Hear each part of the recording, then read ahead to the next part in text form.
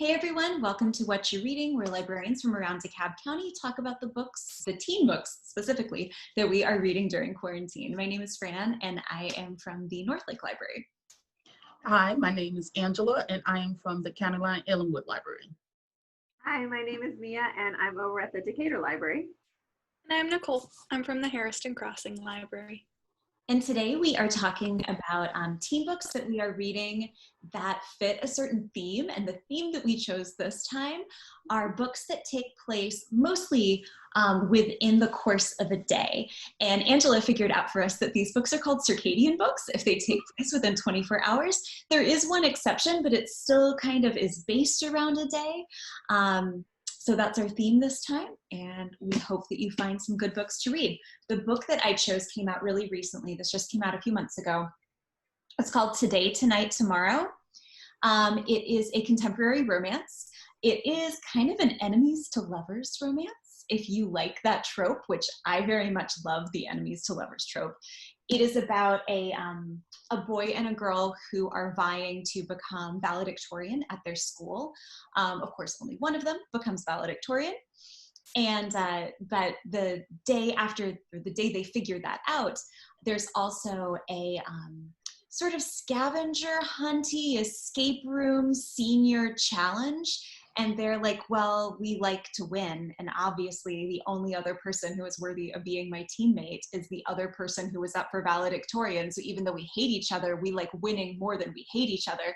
But do they hate each other? I mean, do they really hate each other? Or are they falling in love? So that is this book, which takes place within 24 hours, kind of goes from one of them finding out that they are not valedictorian and being crushed to maybe having a crush. Full circle. So that is Today, Tonight, Tomorrow by Rachel Lynn Sullivan. That sounds cute. Mm-hmm. So mine is not nearly as fun as that one. But I love it. I read it last year, and when we were talking about this, and I'm trying to pull it up, I lost it all. When we were talking about this, the book I wanted to talk about was They Both Die at the End. And it's by Silvera. And it's a couple of years old, but it's an awesome book. It's very character driven. So if you like those novels that are character driven, this is one to read. And the title kind of speaks for itself. It tells you it's the spoiler of the book. But everything that happens within that one day is absolutely, it's amazing and it's wonderful. But essentially, it's in the near future, and where you get a call that you're going to die within the next 24 hours.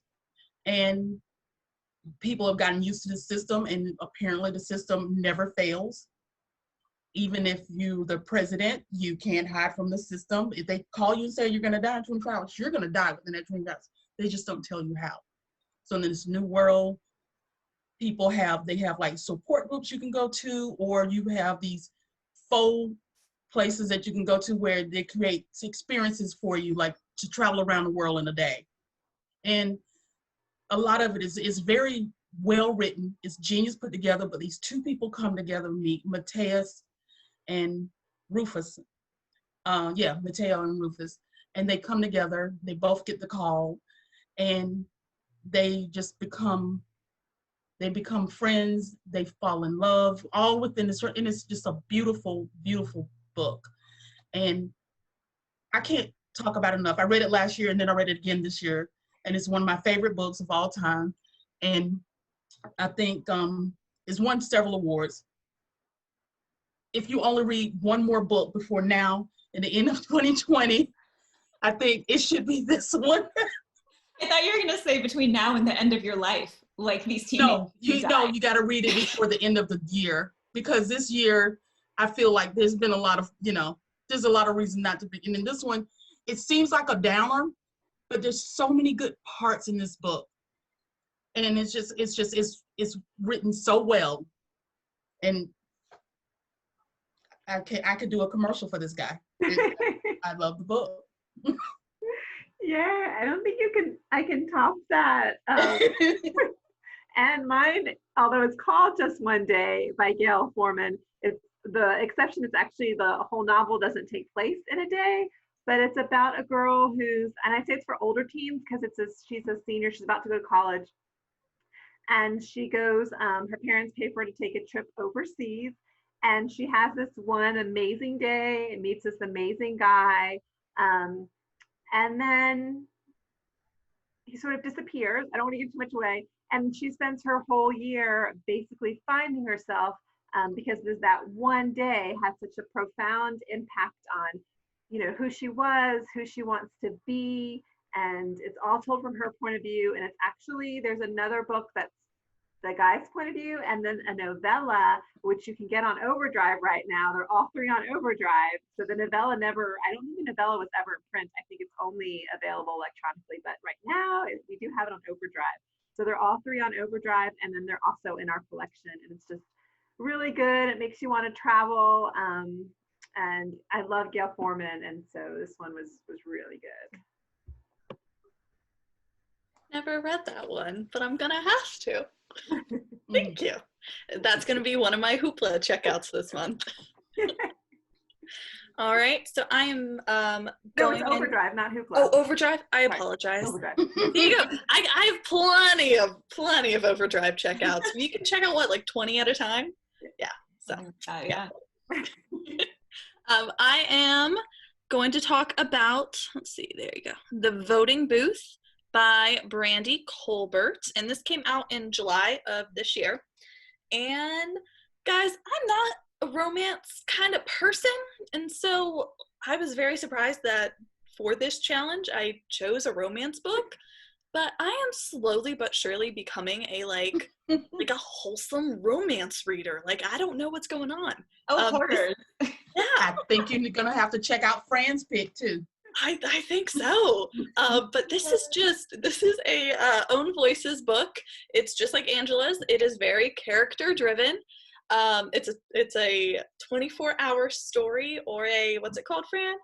Circadian Story about two teens who are now 18 years old, and they are voting in their first election.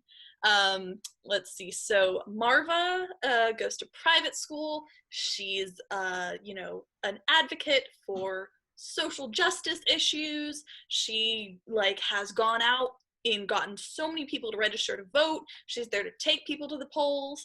And Duke, on the other hand, is not that excited. He's been pre-registered to vote since he was 16. His family is very politically driven. His brother, who you find out has passed away, was a very political person and did a whole lot in the community before he passed away.